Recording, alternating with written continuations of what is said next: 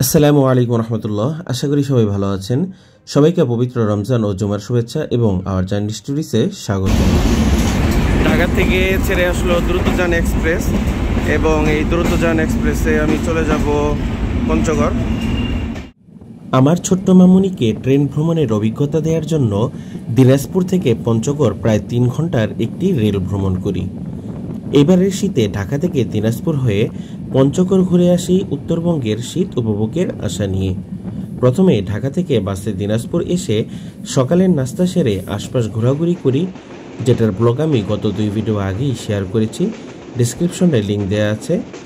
তো দিনাজপুর থেকে পঞ্চগড়ের উদ্দেশ্যে যখনই রওনা হব ঠিক তখনই রেল সেবা অ্যাপ চালু করে দেখলাম ঢাকা থেকে ছেড়ে আসা পঞ্চগড়গামী পঞ্চগড় এক্সপ্রেস কিছুক্ষণের মধ্যেই দিনাজপুর প্রবেশ করবে। বেশ আর দেরি না করে ঝটপট স্টেশনে এসে মূল দাম থেকে প্রায় টিকিটে আরও 25 টাকা করে পার টিকিটে কমিয়ে 100 টাকা করে 4টি টিকিট সংগ্রহ করে নিই। কিছুক্ষণ অপেক্ষার পর ট্রেনের দেখা পেলাম ও ট্রেনে উঠে পড়লাম। গন্তব্য বাংলাদেশের সর্বোত্তরের জেলা পঞ্চগড়।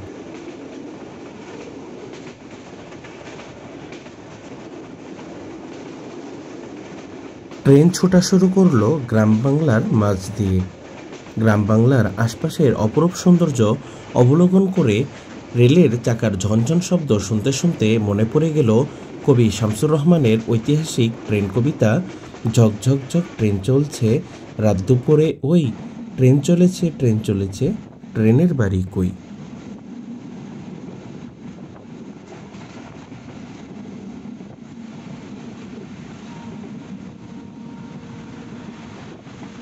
দিনাজপুর থেকে ছাড়ে আমাদের ট্রেনটি সকাল 7:30টায় এবং পঞ্চগড় যেতে সেতাবগঞ্জ, পীরগঞ্জ, ঠাকুরগাঁও রোড, রহিয়া, কিসমত এই স্থানগুলোতে যাত্রী ওঠানামা করার জন্য থামি।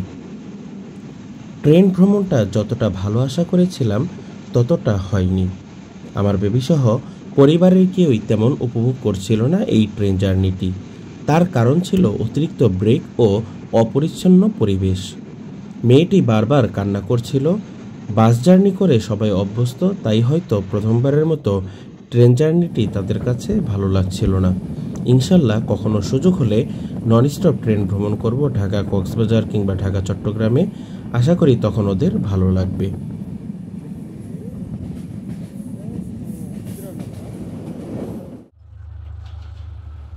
পঞ্চগড় যাওয়ার পথে দিনাজপুর জেলার মঙ্গলপুর স্টেশনে ঢাকাগামী দ্রুতযান এক্সপ্রেসের সাথে ক্রসিং হয়। বর্তমানে ঢাকা পঞ্চগড় ঢাকা রুটে প্রতিদিন 3টি আন্তনগর ট্রেন চলাচল করে থাকে। সবগুলো ট্রেনের বগি ভারতীয় এলএইচবি র্যাক আর লোকো হিসাবে থাকছে আমেরিকান ইএমডি। আরেকটি আপডেট দিয়ে রাখি, আসন্ন ঈদুল ফিতর উপলক্ষে বাংলাদেশ রেলওয়ে ঈদ টিকিট বিক্রি শুরু করেছে। গত 13 মার্চ বৃহস্পতিবার থেকে তারা ঈদ টিকিট ছাড়া শুরু করেছে। বাংলাদেশ রেলের অফিসিয়াল অ্যাপস রেল সেবাতে টিকিট কাটতে পারবেন। সো দেরি না করে ঈদ যাত্রার টিকিট সংগ্রহ করে ফেলুন ও নিরাপদে ভ্রমণ করুন।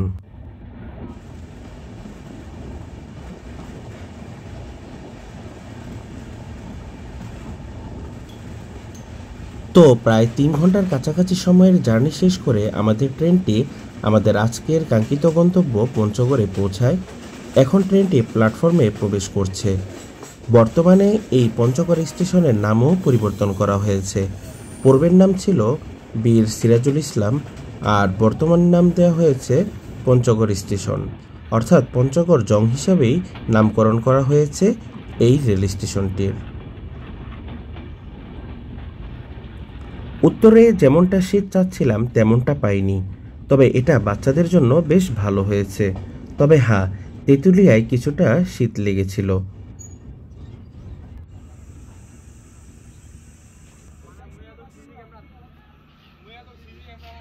তো এই ছিল আমাদের দিনাজপুর টু পঞ্চগড় রেল ভ্রমণ। এখন রেলটি ওয়াশপিটে এসেছে, এখানে গাড়িগুলোকে ধৌত করা হবে এবং দুপুরের ট্রিপ নিয়ে আবার ঢাকার উদ্দেশ্যে চলে যাবে। ভিডিওটি ভালো লাগলে লাইক কমেন্ট করে পাশে থাকার আহ্বান জানিয়ে আজকের মতো বিদায় নিচ্ছি। সবাই ভালো থাকুন, সুস্থ থাকুন।